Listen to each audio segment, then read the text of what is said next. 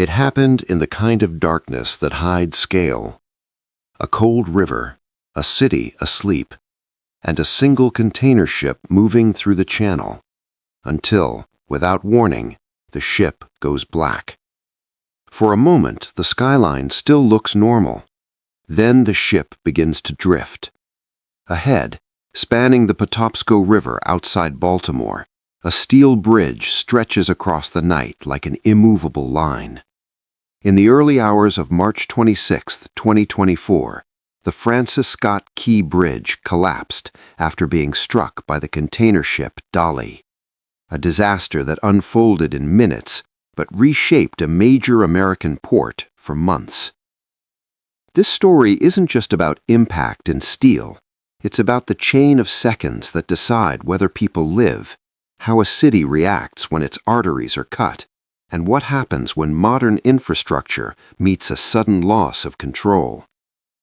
The Dolly was a massive vessel, built to carry thousands of containers stacked like city blocks. On a normal night, its movement is slow and controlled, guided by procedures and pilots. But reports later indicated the ship experienced a loss of power.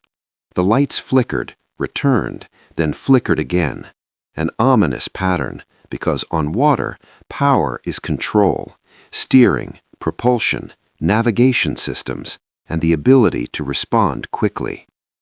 In the wheelhouse, alarms and urgent instructions fill the air. Officers call for help. A distress warning goes out. And here, in the middle of confusion, one decision becomes critical. Authorities on land move fast. Police and responders act to stop traffic from entering the bridge. In disasters, people imagine there's always time, minutes, warnings, a slow build. But sometimes the only warning is a short call and a rapidly closing distance. On the bridge itself, overnight work was underway.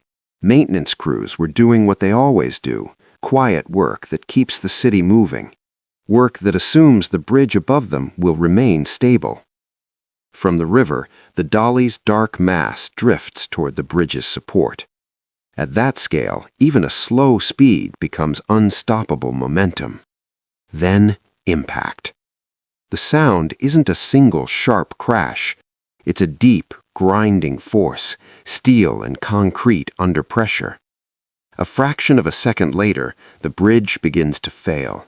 Not in one clean piece, but in a sequence, a sag, a snap, sections dropping, the structure folding into the water as if gravity has been waiting for permission. In the night, what looks permanent becomes fragile, and then it's gone. Immediately, the scene becomes a rescue operation. Emergency lights gather at the shoreline. Search teams move toward the water. The river is cold enough to drain strength quickly, and debris turns simple movement into danger. Rescuers look for vehicles, for people, for any sign of life, knowing that time in cold water is measured in minutes, not hours. In the following hours, it becomes clear that construction and maintenance workers were among those directly affected. Some were rescued. Others did not survive. The story shifts from a dramatic collapse to a human tragedy, because the people at the center of it were not in the spotlight. They were doing overnight work that rarely makes headlines. As daylight arrives, the scale of what happened becomes visible to everyone. A container ship sits pinned against broken structure. Sections of bridge lie in the river. The shipping channel is blocked, and the port, one of the region's key economic engines, faces a sudden halt. Because a port isn't just cranes and cargo. It's schedules, trucks, rail connections, warehouses, and workers clocking in at dawn. When the shipping channel is blocked, the ripple spreads outward.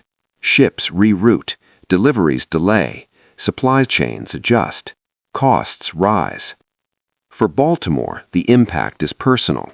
For the wider economy, it's a reminder that infrastructure isn't background. It is the system underneath everything. Then comes the next phase, recovery. Not emotional recovery, but logistical recovery.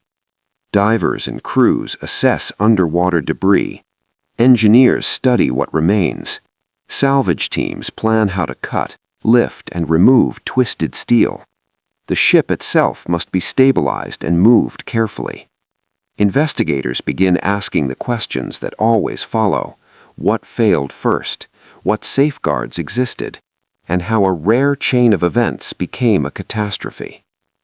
In the immediate aftermath, causes are not solved in a day. Evidence takes time, and early reports can change. But the visible facts remain.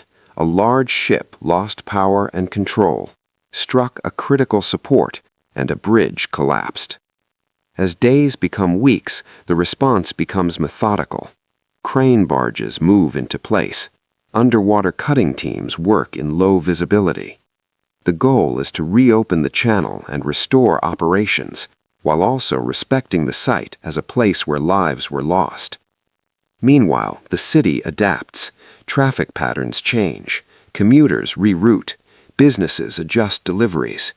The absence of the bridge is felt in every detour and delay.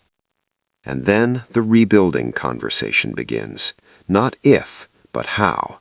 A new structure must be designed, funded, and protected, with safety reconsidered from the pier outward.